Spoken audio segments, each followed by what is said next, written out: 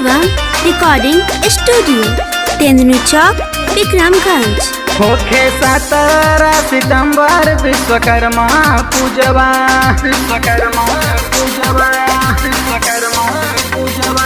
होखे 17 सितंबर विश्वकर्मा पूजवा। कैले जगहवा में सृष्टि सिंगार तरस के मान हुल से। कैले जगहवा में सृष्टि सिंगार तरस के मान हुल से। होखे 17 सितंबर विश्वकर्मा पूजवा, विश्वकर्मा पूजवा।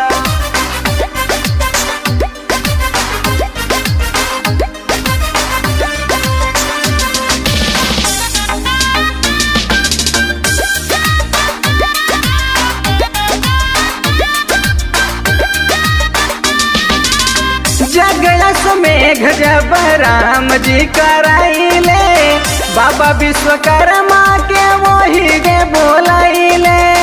बाबा विश्वकर्मा के वही गे बोलाइले। जगलस मेघ जब राम जी कराइले, बाबा विश्वकर्मा के वही जे बोलाइले हो, वही जे बोलाइले। कैले रघुकुल कुल के परम कमवा, के परम कमवा, के परम कमवा।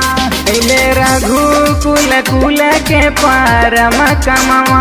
गढ़ल सीता के मूर्ति सुधार दरस के मान हुल से। कैले जगहवा में सृष्टि सिंगार दरस के मान हुल से।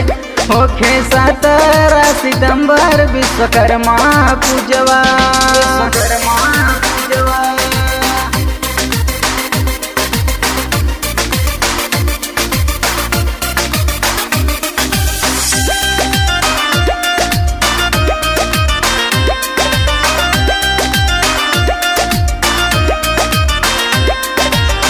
चक्कर सुदर्शन विष्णु जी के देहले। सोनावा के लंका महादेव के बनावाले। सोनावा के लंका महादेव के बनावाले। चक्कर सुदर्शन विष्णु जी के देहले। सोनावा के लंका महादेव के बनावाले हो, देव के बनावाले। इंद्रपुरियम पुरी पुष्प का विमानवा, पुष्प का विमानवा, पुष्प का विमानवा। इंद्रपुरियम पुरी पुष्प का विमानवा।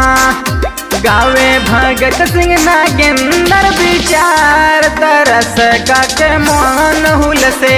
कैले जगहवा में सृष्टि सिंगार तरस के मान हुल से।